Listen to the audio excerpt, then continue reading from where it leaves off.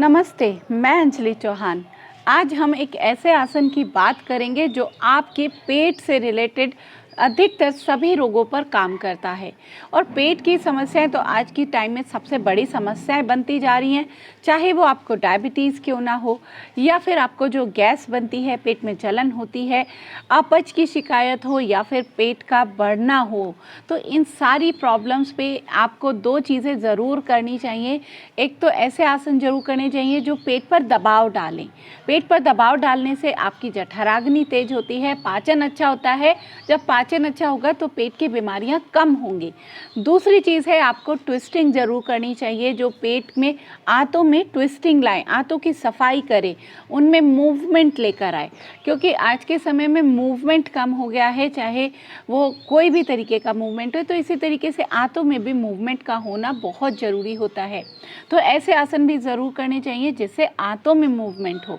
और इसी तरीके से आपकी रीढ़ को भी फ्लेक्सिबल बनाना बहुत ज़रूरी है, यानी कि रीढ़ में भी ट्विस्टिंग का होना बहुत ज़रूरी है। तो आज हम एक ऐसा आसन करने वाले हैं जिससे आप ये सारे काम एक ही आसन से कर सकते हैं। यानी कि ये आपके पेट पर दबाव भी बना कर रखेगा, जिससे जठराग्नि तेज होगी, आपका डायबिटीज़, इंसुलिन का सीक्रेशन बहुत अच्छा हो जाएगा, और लीवर फंक्शन बेहतर हो जाएगा, और गैस की समस्या दूर हो जाएगी, जलन जो होती है पेट में वो भी दूर होगी, और जो बढ़ा हुआ पेट है वो भी आपका कम होगा। साथ साथ में आपको जो कब्ज़ की समस्या है वो भी दूर हो जाएगी, क्योंकि आंतों में मूवमेंट होगा, तो जो चिपका हुआ मल है वो भी दूर होगा। और साथ साथ में इस आसन से आप अपनी रीढ़ को भी फ्लेक्सिबल बना पाएंगे, जिससे आप जैसे कमर दर्द की समस्या या साइटिका नर्व का जो दबना है उन सब से भी बच सकते हैं।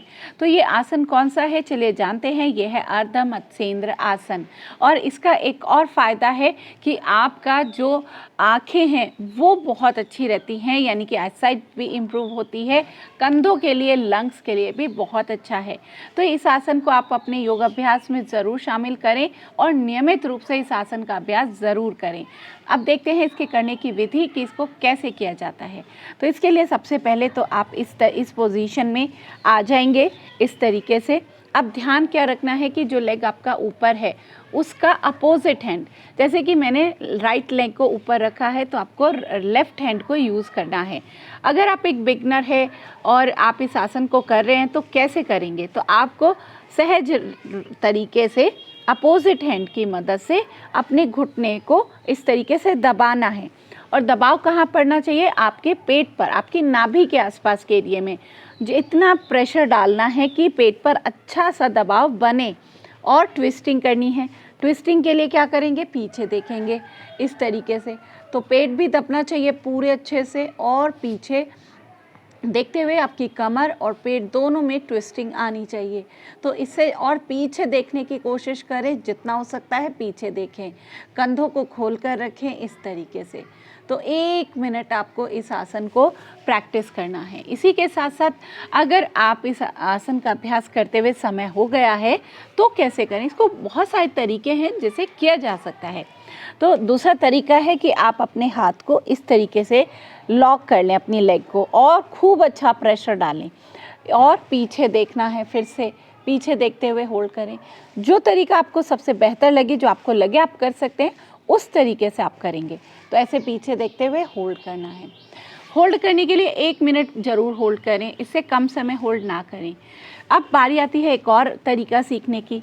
तो इसमें भी क्या करना है, आपको यहाँ पर इस तरीके से आपको अपनी कोहनी से अपने घुटने को दबाना है, पेट पर दबाव डालना है, और फिर ट्विस्टिंग करते हुए पीछे देखना है।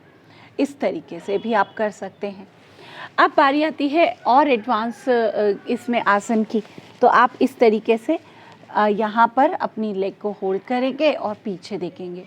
तो यहाँ पर मैंने इतने सारे तरीके आपको बताए हैं।